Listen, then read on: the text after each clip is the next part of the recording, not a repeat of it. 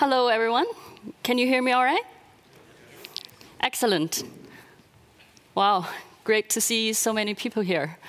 I know this talk is kind of between you and your lunch, so let's quickly get started. Because we're going to cover lots of stuff today, and it's going to be a little fast, so please fasten your seatbelt. First, a little about me. I'm Sin, architect from Danske Bank. I am no DDD expert. I do believe, though, that domain-driven design and domain-driven architecture in particular can play a contributing role in the transformation design of large enterprises, like my company, with these complex organizational and technical environments. Now, a lot of what I know about DDD, I owe to this community and this very conference. So today, I feel extremely honored to be included in this conference for the first time as a speaker. So I'm going to share some experiences and reflections with this conceptual framing you see here. This is kind of my personal lens. Whatever I say, it can only resonate through your personal lens or your mental models. And that's the way it should be. I do hope some of it resonates. OK, so let's start with collaborative modeling. First, a little context about my workplace. We are a Nordic bank serving personal business, large corporate and institutional customers, and we are 21,000 colleagues working from 10 countries. In 2020, we Spotified ourselves to scale our agile practice, reorganizing into these tribes, squads, chapters, and guilds, that sort of thing. We also reorganized ourselves to promote the desired domain structure. And this is also known as the inverse Conway's maneuver. So while Conway's law asserts that system designs and architecture are often constrained by the communication structures in an organization, which often follow the team structure, what if we deliberately design the team structure to match the desired or target domain boundaries? Then perhaps, in the end, eventually, we would end up with the desired system architecture as well. At least this is the intention behind our attempt with the inverse Conway's maneuver. But this transformation is far from a walk in the park. We've got compounding complexity in our hands. Reshuffled teams, complex domains, and above all, these many nasty legacy systems that just won't magically shapeshift to match our new domain boundaries. So, almost coinciding with the onset of COVID in Europe, in March 2020, I started working as a DDD evangelist in the bank's DDD guild, facilitating discovery and design workshops for some hand-picked core domains. So we often start by visualizing a cross-disciplinary view of the domain, and then combining and refining different perspectives into a common language, sometimes formalized as a domain model. Now, if we were to compose all these experiments and work of us DDD evangelists in Danske Bank into a jukebox, you're going to be able to hear these tunes. It's a world of endless wonder for those of you who know Warehouse 13. This is the outcome of a DDD workshop series from 2020 with me as a facilitator. So the learning is, if we can understand the domain, we can influence it in the direction we wish it to be going. For instance, building APIs to contain the domain's complexity behind an interface, while exposing the domain's capabilities as building blocks to enable ideally instantaneously composable new business models. So I really felt like Alice in Wonderland doing all these DDD workshops. But there was also this feeling of falling down a rabbit hole. So with these DDD workshops for each domain as disjointed, localized, and time-boxed effort, it seemed that we were having premature convergence and big design upfront at the same time. Also, with domain models and API definitions as the culminating deliverables of each DDD workshop series, it seemed well, there was this nagging feeling that we were trying to impact things too linearly. A change initiative in Danske Bank often involves multiple teams, multiple domains, and multiple systems. And so our DDD effort for each domain seemed to have contributed in optimizing the parts, but not so much the relationship between the parts. So teams continued to struggle with dependencies, handoffs, and used a lot of their cognitive capacity on coordinating with other teams. Also, we gave teams the decentral decision autonomy, but the contextual information needed to make those decentral decisions was not flowed effectively to the decision points. So coordination can be a constraint, and understanding of the larger context can be a constraint. On a personal plane, we architects had our own pains. We were often involved in multiple levels of designs, and we acted as facilitators to integrate designs from many teams, trying to keep the whole system, or sometimes systems of systems, in our own heads. So personally, I felt burnout and exhausted, sometimes like I was doing an ungrateful job. Once my name figured in the team's retrospective, unfortunately, in the stop doing section, someone put up a sticky, "Stop being super dependent on Xin." So this leads me to the next portion of the talk, value coherence, which is beyond structural coherence. So it might seem that we need to be able to impact design at the change initiative level, not only at the domain level. But how can that be? We have this, a governance structure for perfect alignment, from themes, strategic themes to initiatives to epics to stories. And we even give it a pretty descriptive name called TIES ties, connecting the dots, right? So if everyone is doing their job at each of these levels, and nothing should go wrong, and teams should not be struggling with this coordination complexity and the challenge to understand the larger context. Unfortunately, alignment does not necessarily bring coherence. I think we can all agree that the pictures on the right-hand side align the parts pretty neatly, however well aligned. If the parts in a system do not cohere with the purpose of the system made up of these parts cannot be very useful, right? That system being a delicious, inviting meal and a child-friendly playground. So we're not cohering with those purposes, right?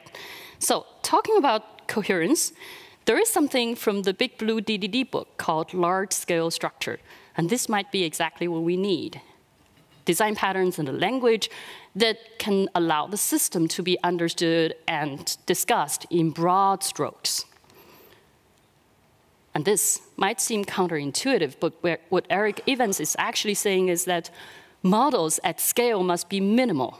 In other words, scaling an architecture model does not mean to have more architecture, but less architecture, even minimal architecture. Why is that?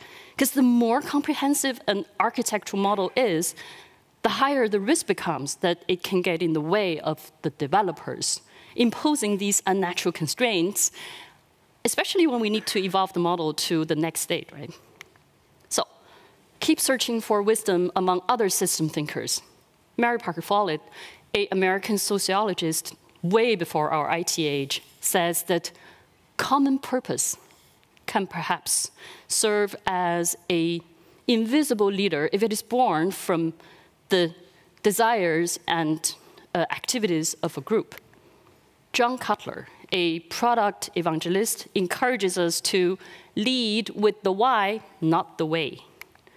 Jay Bloom, a prominent researcher in transformation design of large organizations, argues that we human beings need to be able to find our place in a narrative, that is, a story that is larger than our immediate work context, and that a coherent narrative can actually help us find our place in that story.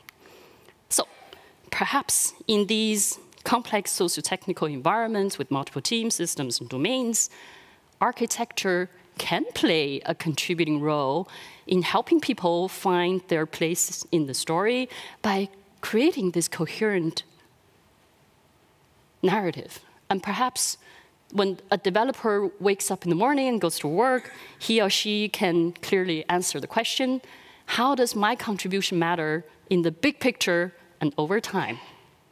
And maybe purpose can serve as a connective tissue to help us create a shared and bigger understanding of the why. So one of the tools that helped us paint a compelling big picture while allowing everyone to see their place in the story is the North Star framework. And now this is a tool originating from the product management community. Now, I see the North Star framework as having two types of models. First, a more persistent model about value-related bets. So this is a hypothesis, a model about how value is created and preserved for customers, users, and the business in ways that contribute to mid to long-term sustainable and differentiated growth. And then we have a second model of work-related bets. And now, the value bets are about strategy, right? And strategy can be designed for different scopes, for a company or for a change initiative. And the work-related bets are about strategy deployment, implementation, linking strategy to everyday work.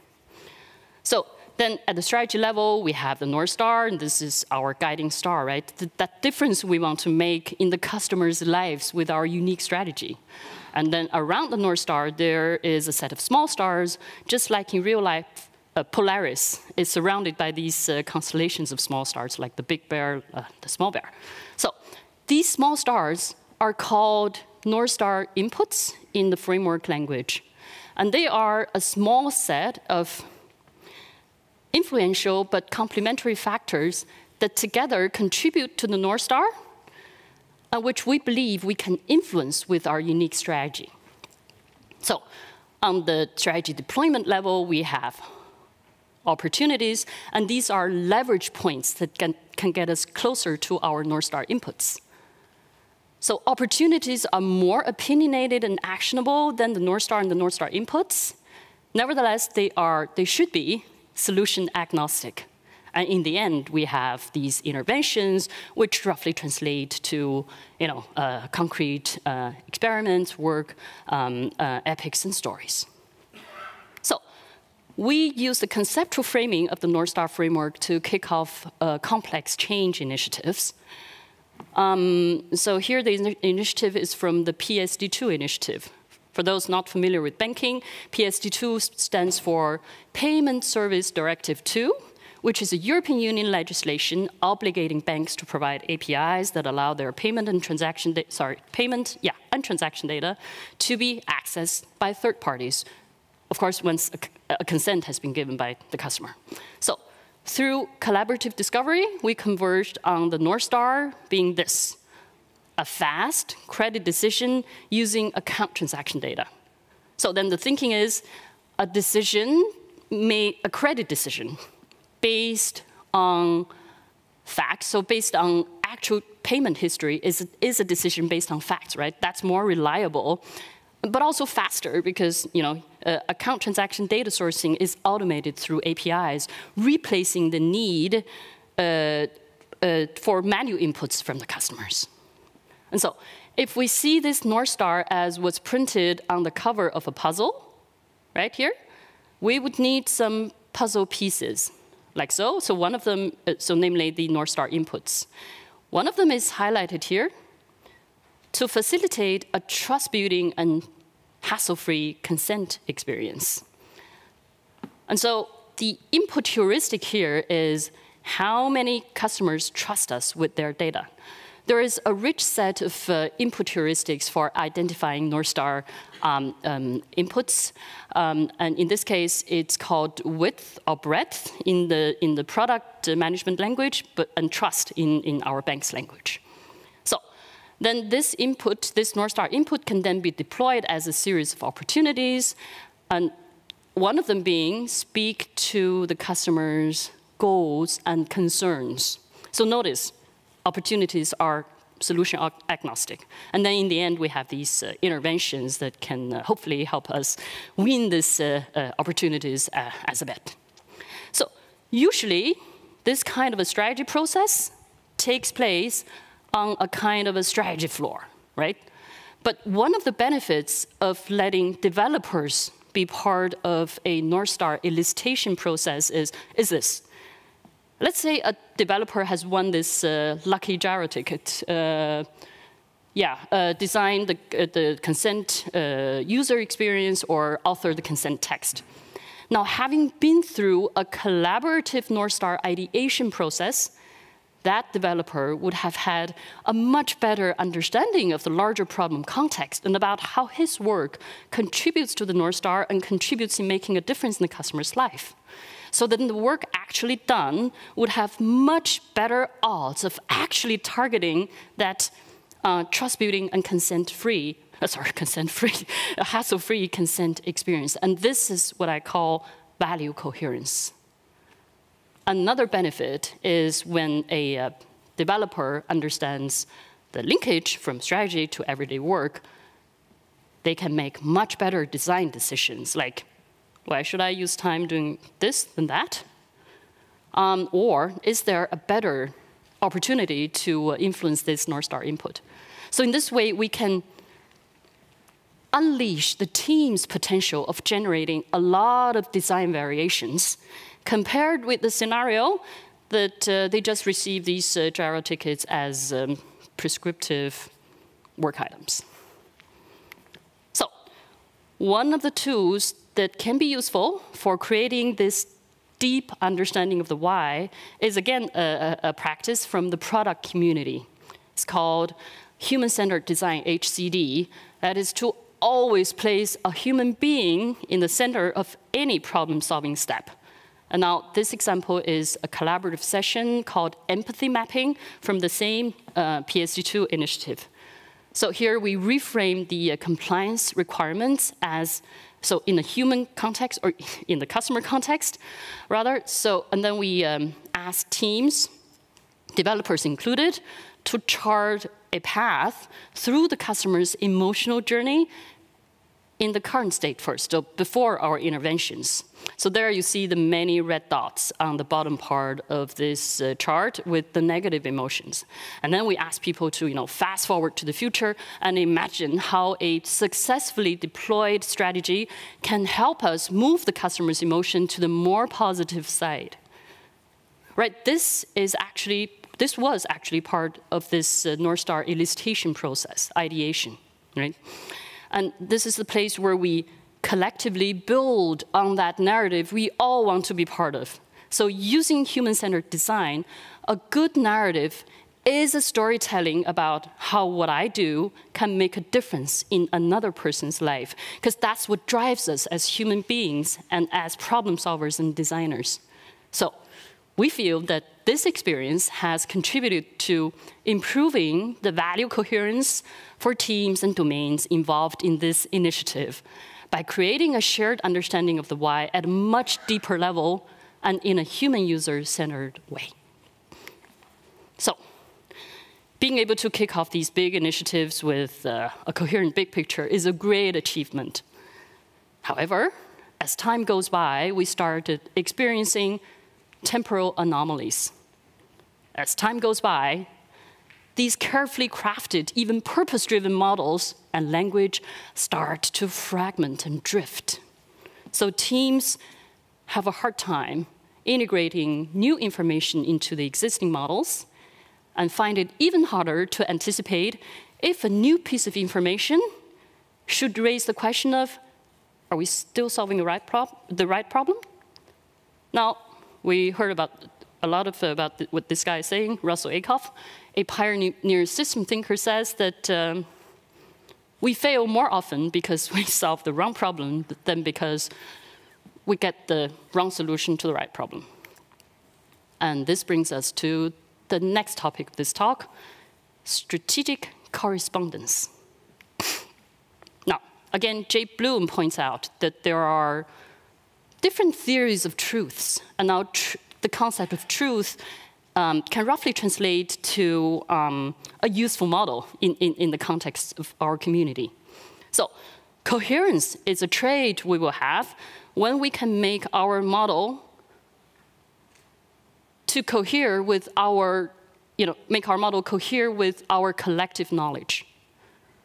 Correspondence is a trait we will have when our model corresponds to facts that have bearing on the quality of our model, but these facts may or may not be part of our collective knowledge. So there can be this gap between coherence and correspondence. So this, a good, interesting illustration about this is the future cone. So let's say we stand at the now point, so this dashed line on the left. If we project the now situation directly into the future, we see what's probable. Now, with our existing knowledge, we are also able to imagine what's plausible, even if it may not be probable. And of course, we always want to make things toward what's preferable. Now, that gray area, including what's plausible, what's probable, and preferable, is within our field of vision, and that is to say, they cohere with what we already know. But then there are facts out there beyond our field of vision that can make things possible, but for us, they are unknown unknowns, right? Because we can't see them, they are beyond our field of vision. So if we can in some way allow more possibilities to become either plausible or probable, then we can help our model to navigate toward better coherence.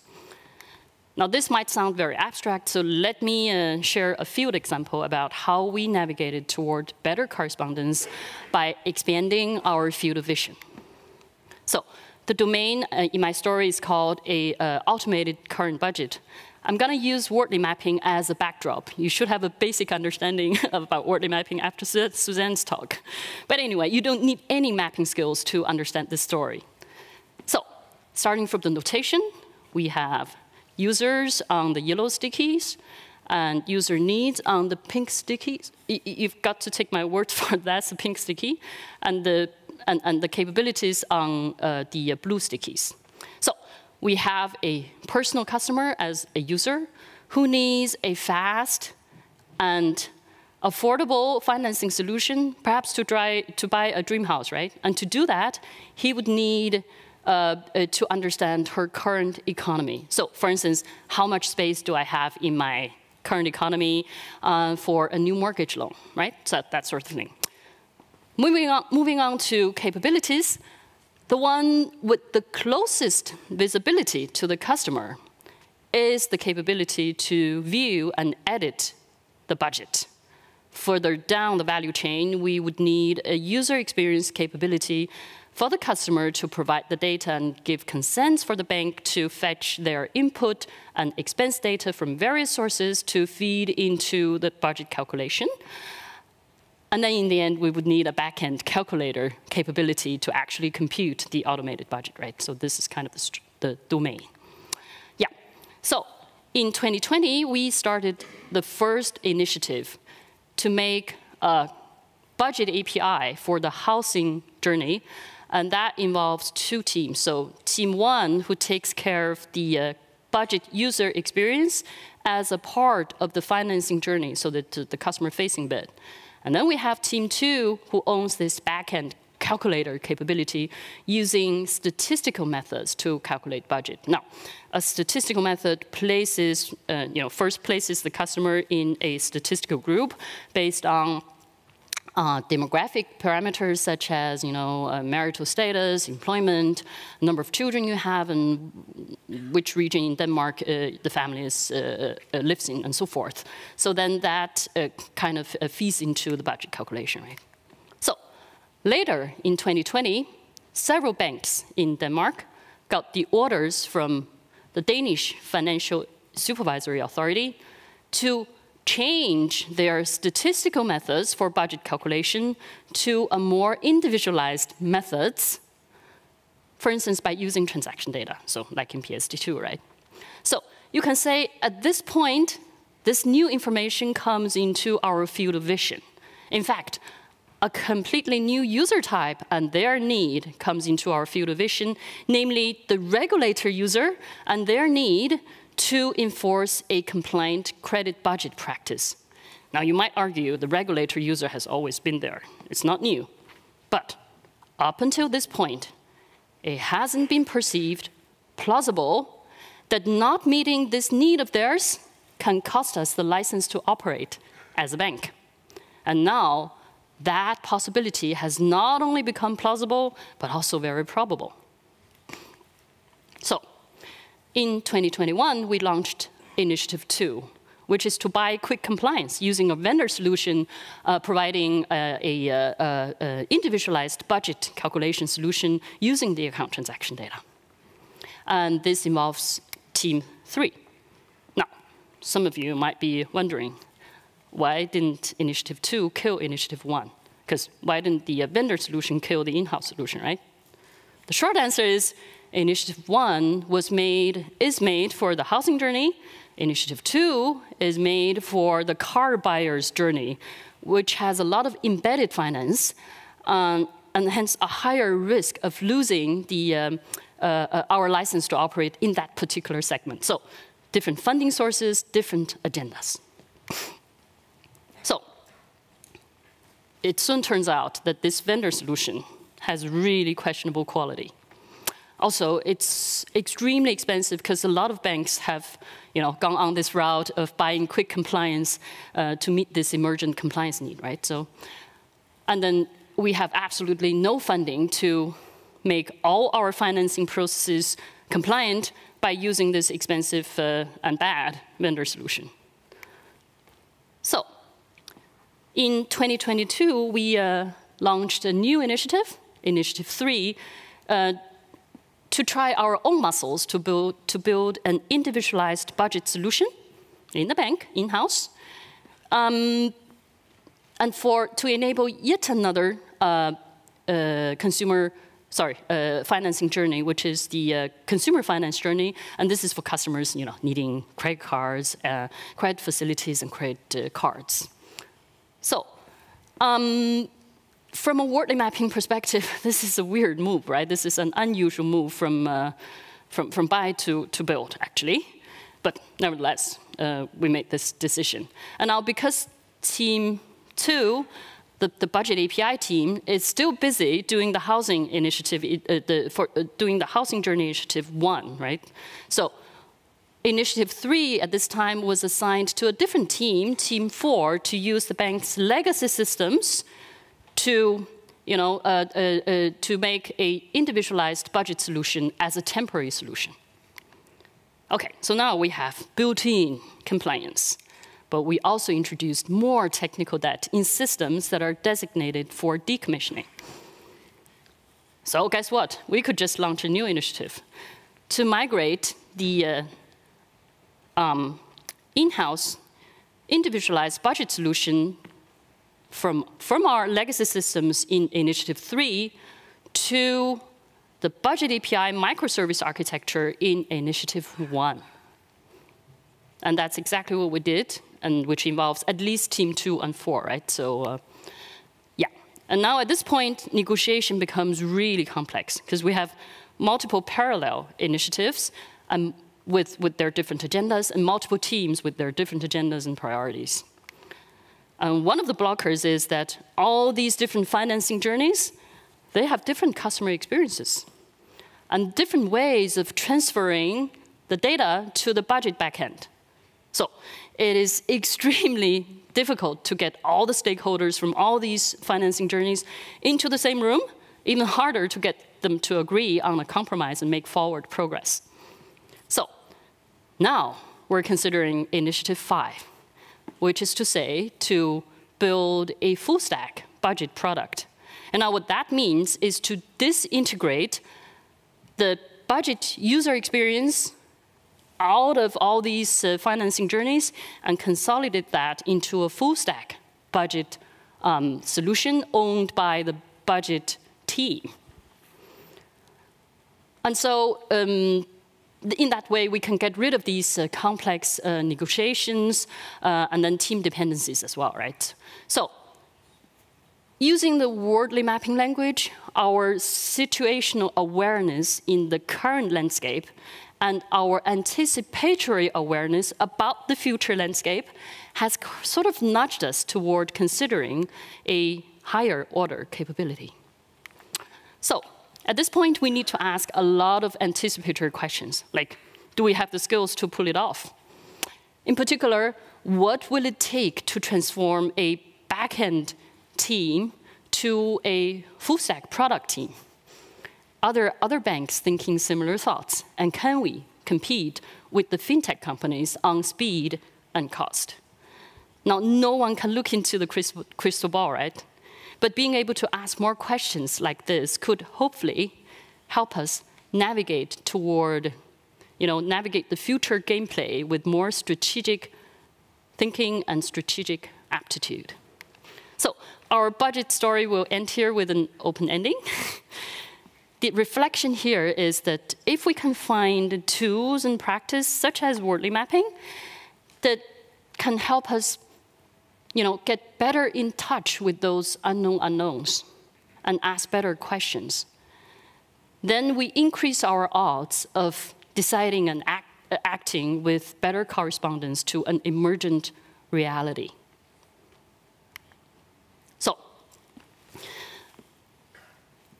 working toward more coherence and correspondence means that we need to be able to evolve our architecture with time, changing what's in, what's out, what spends, and what moves in between.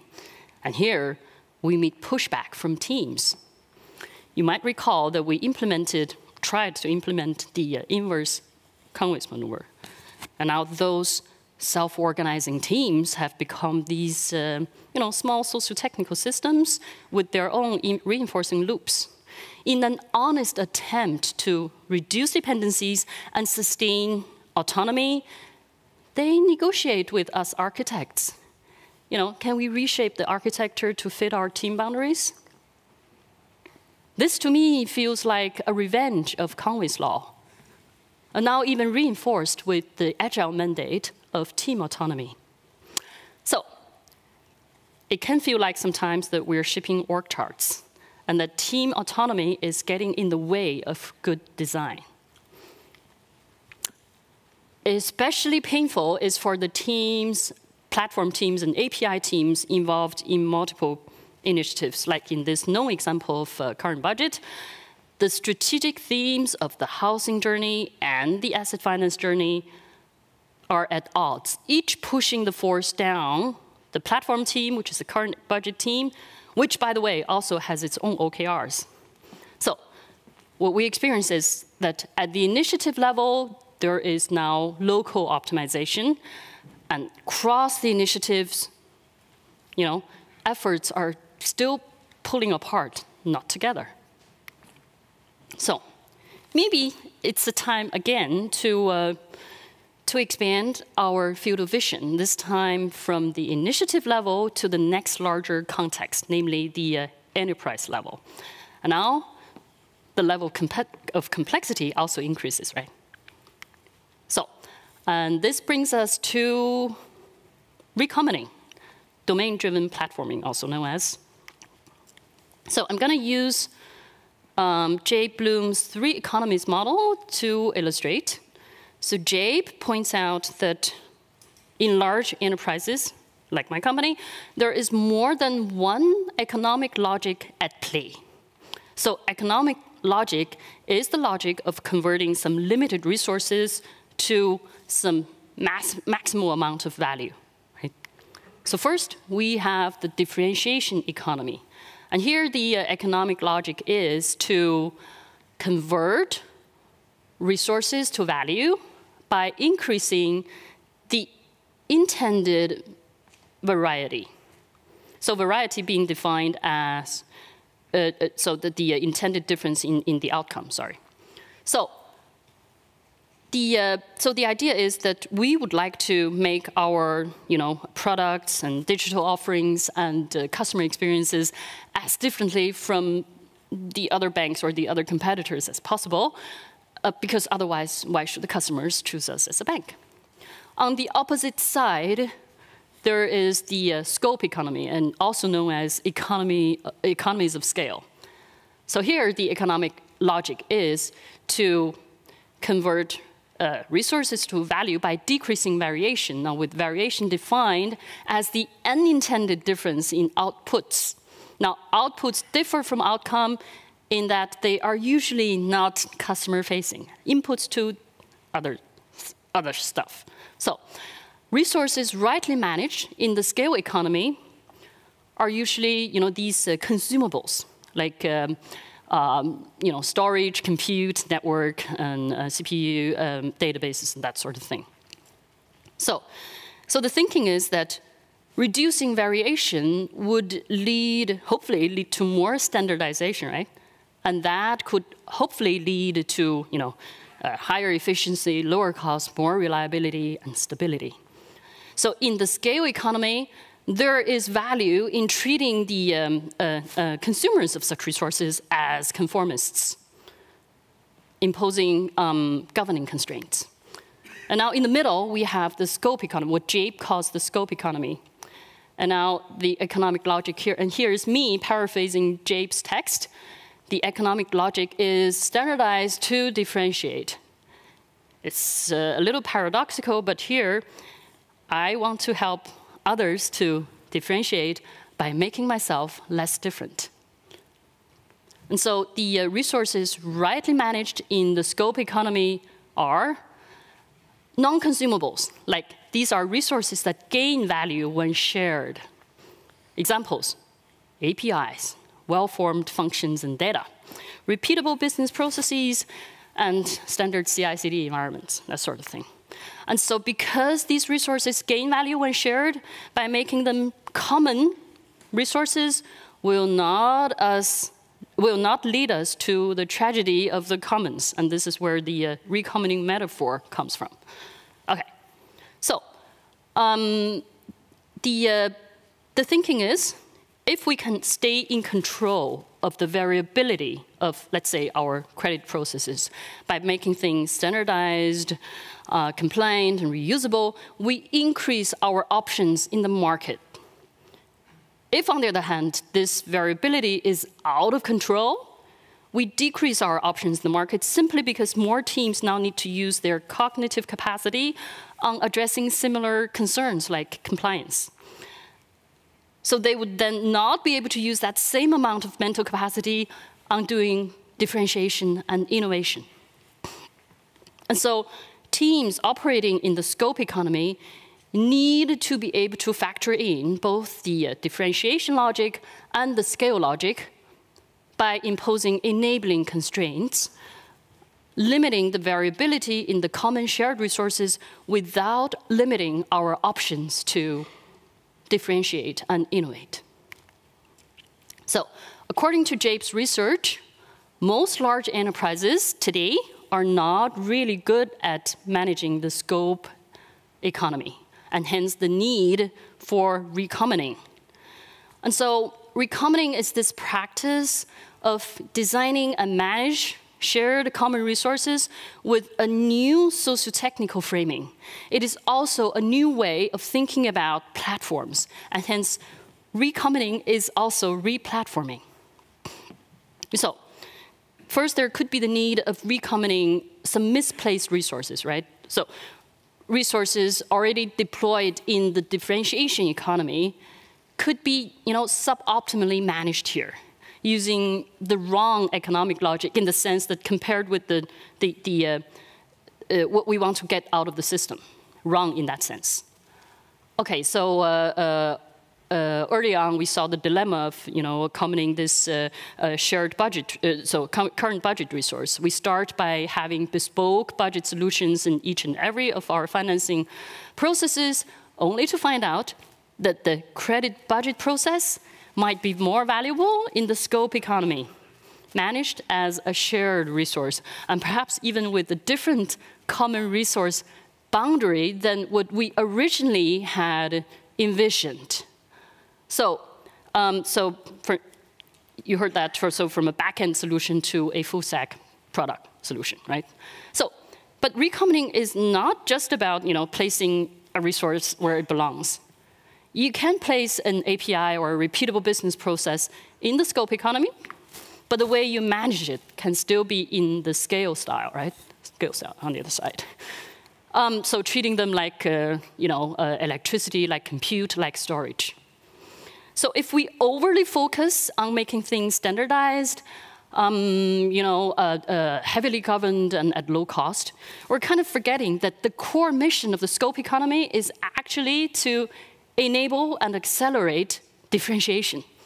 And then as a consequence, we could end up with serious adoption problems for these APIs and platforms, simply because they're getting too rigid and not being able to evolve with emergent need. Okay, so 2 key traits of an optimally common resource are that they are configurable and flexible for more consumers to use, and they are able to be adaptable over time. Okay, so in my view, there is the need for a new language to think about these platforms, or to define the platforms in the scope economy as an opportunity to transform parts of the value chain exhibiting recurring patterns into shared services. And now this is a purely non-technical definition. And this means that platform teams would need to have a lot of business understanding and a lot of design skills. And the platforms they work on would be domain-driven platforms. Here are some examples from Danske Bank of our domain-driven platforms, where we isolated chunks of complexity out of our financing journeys. These 3 are examples, and consolidated them into common credit processes, domain-driven data platforms, data products, and domain-driven deployment environments. And the purpose is, of course, to enable the differentiation squads and lower the cognitive load for them, right? And then to ensure compliance, reusability, and reliability, stability, that sort of thing, but also to make sure we have configurability and adaptability. But above all, to be able to bridge the gap between the differentiation economy and the scale kind of thinking for resilience. Now, resilience is a really, really essential piece in recombining or replatforming. Because, scale economy can give us reliability and stability, but those things alone does not give us resilience. Resilience comes from humans and systems interacting with their environments, coping with change, and adapting to change. So what we want from recombining and replatforming as a first-order benefit is resilience, or our adaptive capacity. And those things like reusability, compliance, reliability, stability, low cost, efficiency, they're all good. But they are all secondary concerns in comparison with resilience and adaptive capacity. Okay, so how do we succeed in recombining? I suppose that systems thinking is a core skill. So in this example, a differentiation squad and a platform squad are working together in one initiative. Now, both teams need to be mindful of that the platform they design not only delivers this current initiative on target and on time, but also not limit the optionality of the other differentiation squads outside this initiative. And so having systems thinking skills would mean that these teams would be able to think not in dots, as in their own domains, not in lines, as in these single initiatives, but in systems and networks. And that they're both willing and able to, if needed, subordinate the needs of the parts in order to optimize the relationships between the parts. After all, it's the relationships that makes the system a system, right? Okay. I also think that recombining need domain-driven architecture to address these to tackle this sociotechnical complexity at scale. Now, teams in similar spaces like this, cross initiatives, they would need to address a lot of these, socio-technical architectural concerns in a domain-driven manner. For instance, what is the common ground? Where are those recurring patterns in the value chain? Where is the best boundary to redistribute the cognitive load and the technical responsibility? These are all architectural concerns, right? Socio-technical concerns. And then how do we keep the core of a shared service as simple as possible while still allowing this service to be configurable and flexible, for more to use? And then how can we have a supple design that can evolve with time and bend at the places it needs bending, but having a large-scale structure that is less shakeable by the changes in the environment? And finally, how can we craft deliberate interdependencies between teams and domains instead of being dogmatic about team autonomy? And so this is also something called deliberate complexity. OK. Hold on. The last portion of this talk is about the role of architecture and being an architect. Sounds familiar? This seems to be a really hot topic of this year's conference. So I'm also going to offer my 5 cents here. OK, so a conventional perception about architecture is to think of it as a means to an end. So the thinking is we define the system goals, and then we use architecture as one means among many others to achieve this goal or this end. And so we architects, we make those upfront design decisions, which are, by the way, supposed to be hard to reverse and costly to change. So, and then we document these design decisions using architectural blueprint with a lot of comprehensive structures and artifacts, also known as architecture views. And then we use these documentations and decisions as governing constraints. And now it all can work very well in a non-complex environment where you have these clear causal chains, right? You do this, you get that, clear relations. Oh, by the way, you need to read this slide from right to left. I forgot to say that. Anyway, so OK, so in the complex domain or socio-technical system, these magical causal chains don't really exist, right? But at least they don't exist on a permanent basis. You might get a small glimpse of it during your event storming session, but they don't last with time. OK. Then the pace of change in our time also drastically shrunk the space of these upfront, hard-to-reverse decisions. So in my view, any decision made in a complex socio-technical space needs to have some kind of a planned obsolescence. So an alternative way of thinking about architecture is to simply acknowledge that the future is unpredictable, and that there are indeed still many good outcomes possible if only we can nurture the right conditions for those outcomes to emerge. So this is a new way of thinking in conditions and consequences, like in plural form, right? Rather than a singular and deterministic means and ends way of thinking.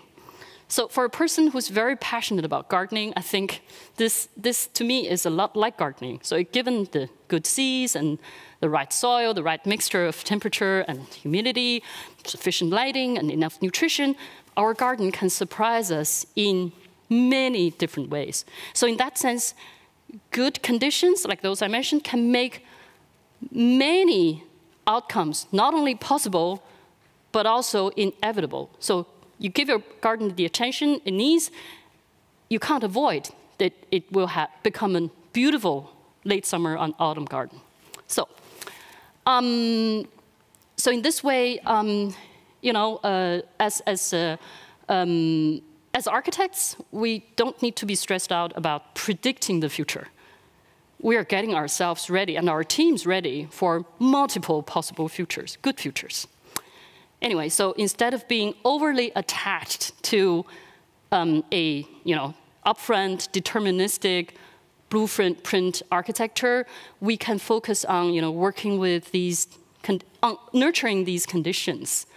And this is typically in the form of skills, mindset, behavior, and some form of a collective capacity, right?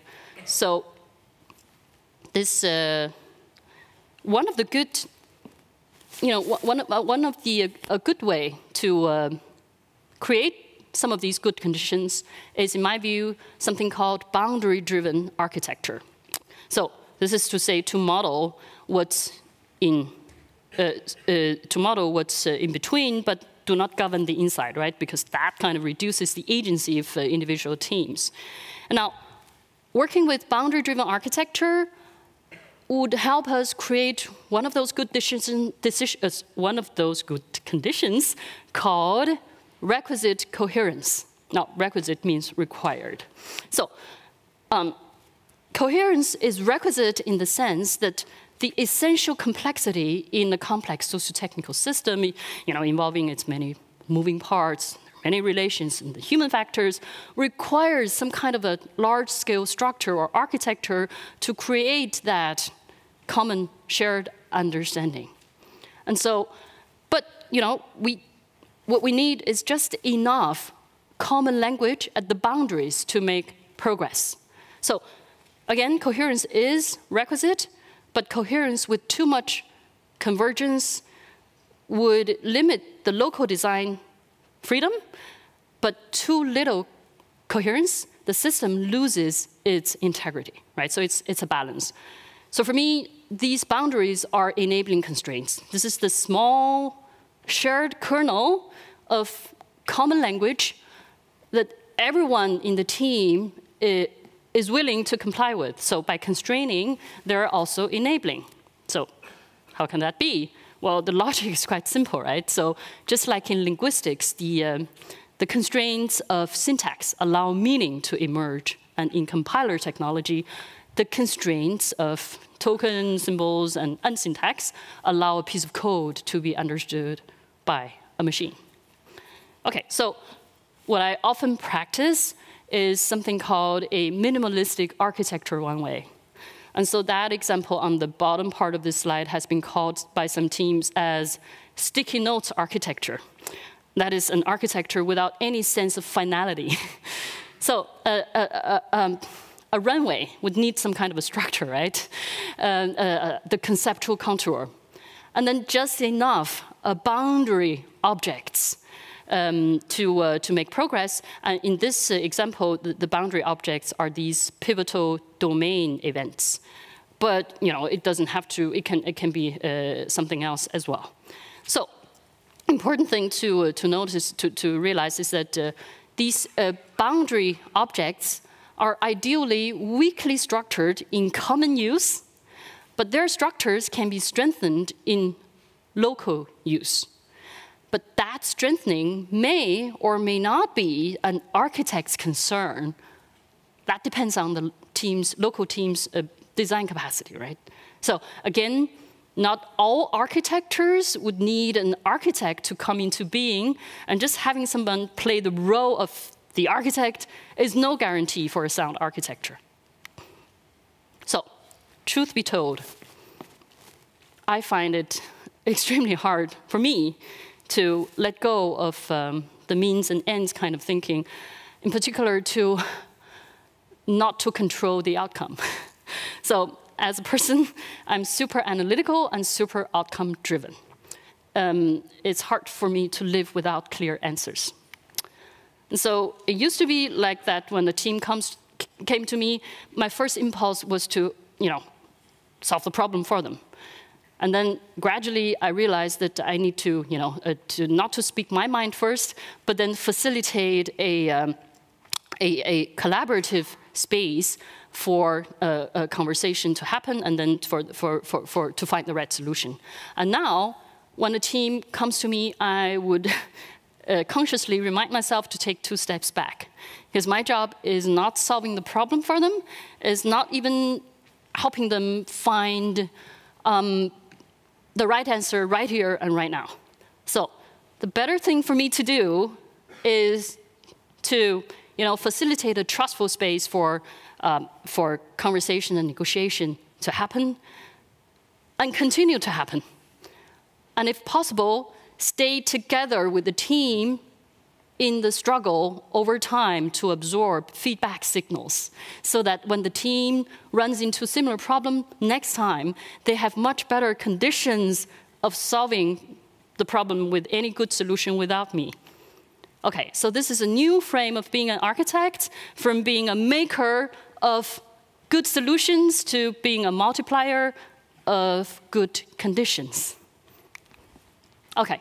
In the past few years, my role has evolved in the bank from being a DDD evangelist, having these linear relationships with the domain teams, to today being an embedded architect in one domain, while acting as a what we call cluster architect, having these non-reciprocal and non-linear relationships with the other domain teams in the same domain cluster, having this boundary-spanning role.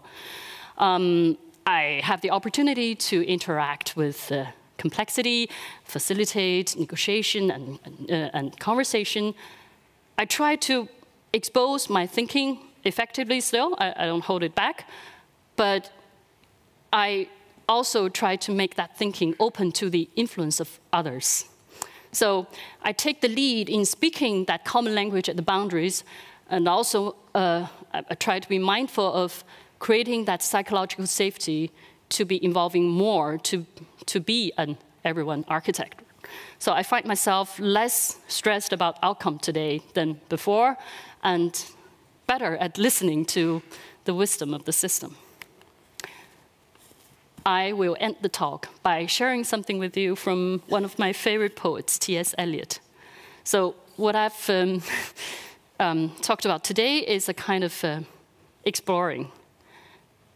At the end of all exploring will be to arrive where we started and know the place for the first time, says Eliot. And so these many twists and turns I've described are kind of like a winding staircase for me to climb. Every day, every time I reach a new level, I take a place down, take a look down, I look at the same place, but I just look at it from a different place now and with a different way of looking. I can't claim that it always feels like I'm going upstairs. Sometimes things can get extremely frustrating and confusing. I can still be hopeless about, finding that perfect model, finding that right naming, struggling with this sort of thing. But I think I've gradually learned to hold on to my truth lightly, to be more comfortable about chaos and uncertainty, and less uncomfortable about killing my darlings. So in fact, the preparation of this talk has really improved my skills of killing my darlings, many of them. So this is the end of my talk, and this is the path we've covered today. So as a final appetizer for you guys in the audience, so who has wondered or guessed why the structure of this talk has this weird shape? Anyone? Eduardo? What's her guess?